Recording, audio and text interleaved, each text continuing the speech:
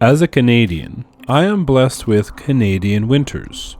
6 glorious months of cold, of snow, ice, and darkness. Some of us look forward to it. I do not. Some of us wait for the lakes to freeze to go racing. I do not.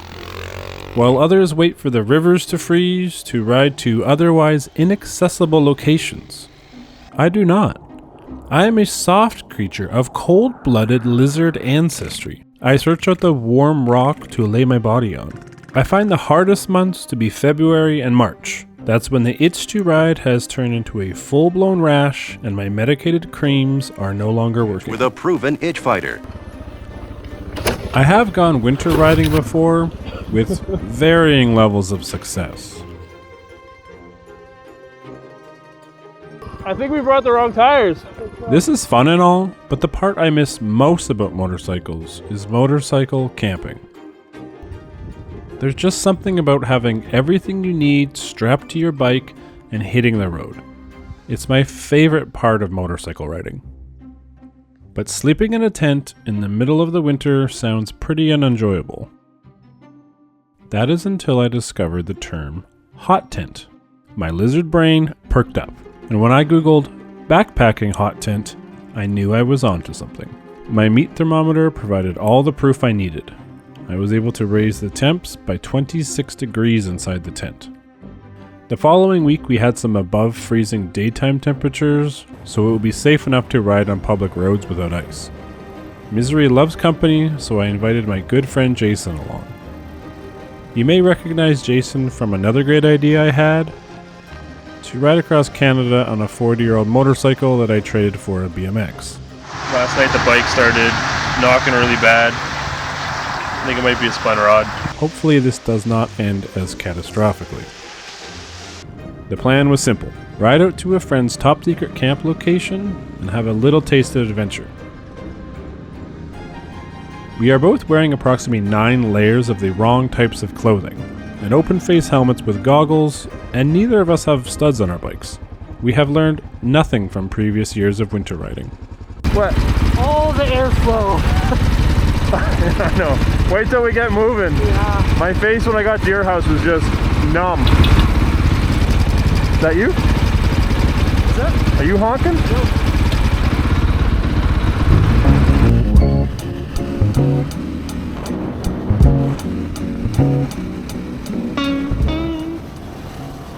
At the start of the trip, there was no need for studs anyways. The roads were looking good. The temperature was around plus 4 degrees Celsius in town, so we were happy, and it felt so good to be on my bike with all my camping supplies and my buddy. The further out of town we got, the more the temperatures dropped, and in areas that had shade, there was still some snow and ice on the roads. Well, we're getting more snow build up here. Probably the shade from the trees in the day. So far it's been good though. Almost no snow. We don't have too much further. I really don't want to be riding on ice. Take it easy. Got a fully loaded bike. We're both very fresh on bikes this year. I haven't ridden once off-road in probably 6 months. That's bad. It's just been saying powering off forever. Stupid GoPros. My front tire doesn't like the ice at all. The ice? Yeah, or like the slushy. Oh. It kept sliding out on me, I almost biffed it. Really? Yeah. Yeah. Repairing your file. Yeah, well, there's like the slush and stuff. It was just like the front end kept going around. Yeah. Jeez. Did the old foot plant. Gonna have to wheelie the whole way. That's the only way. File repaired. You're just not break in the first place, you garbage.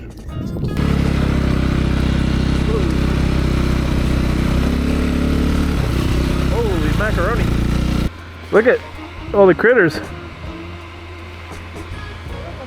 should have brought my binos. We have a flying binos.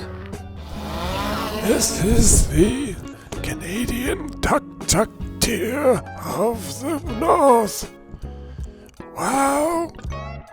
And when we tried to launch the drone again to film us riding the bikes, we had another little technical problem. However, this one I couldn't fix on the road. Oh. Oh, no, just that one. Okay. I'm not gonna fly it. I thought about bringing extras. I didn't. Can you bend it back? No, it's like must have hit like a. I don't know. Okay. That's okay.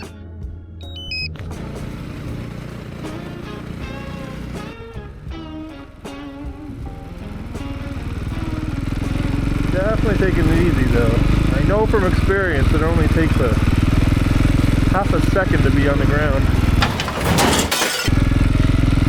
I have been on the ground. Yeah, keep getting. There goes Cowie.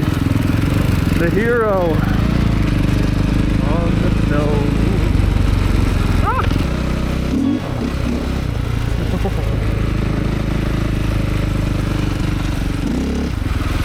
Stuff is thick and wet. When we reached the entrance to the camping area, we were greeted with a chute of ice, a one-way slip and slide down into the valley. Huh? This is the hill.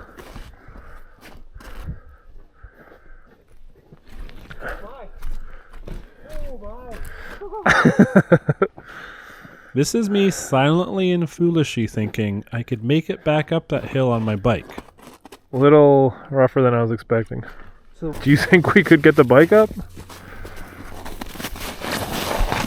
As I slid down, I came to the conclusion that the decision to not attempt to ride down here was the right one. Thank God I don't listen to those inner voices all the time. There's some slick.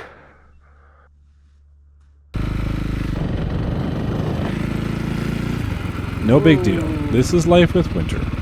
All we had to do was find somewhere to throw the tent for the night. Basically anywhere at this point. Once the sun goes down and the temps drop, all this slush is going to turn into an ice rink.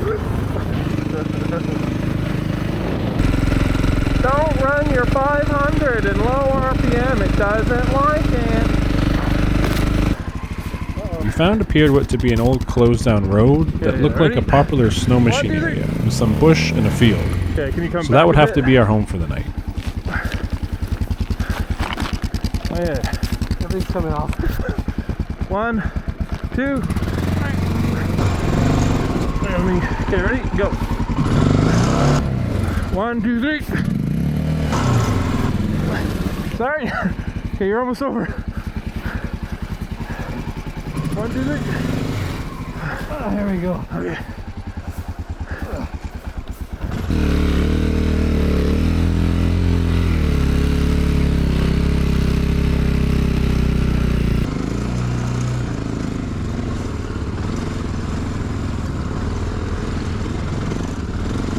We would have done so good on that hill.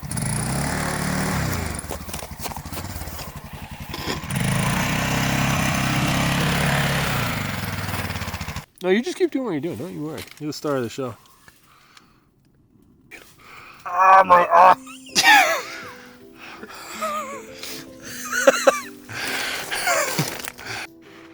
With the tent set up, our goal was food. We were both very excited for dinner. What kind of steaks are those? These are elk steaks Elk. and a marinade. What kind of marinade? No, it's really messy. Everything in the cupboard. I want to unwrap it right now. We got some onion, potato, asparagus, mushrooms, seasoning, and this is bear fat to cook it in. Beauty. Just a little bit of pork fat.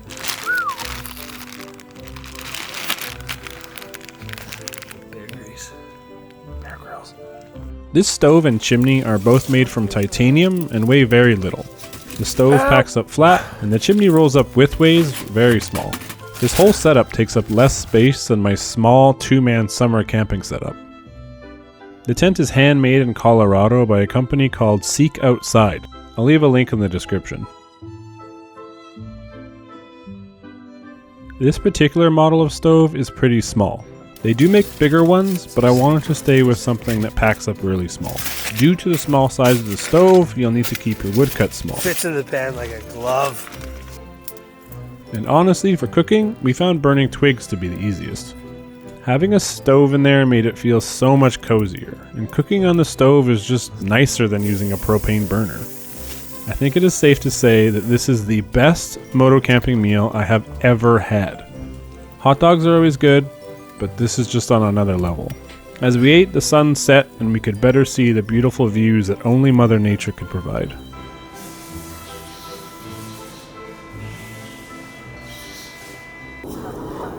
Refineries aside, we had some other neighbors to contend with.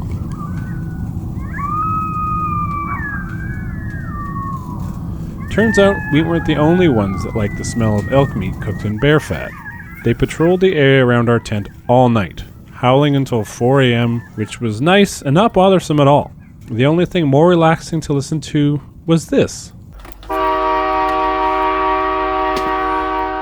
Apparently, we had placed our tent basically across the street from the train horn testing facility. Jason did at one point go outside to see if he could confront the coyotes and ask them to politely obey the HOA rules of no howling past 11 p.m. This was not successful.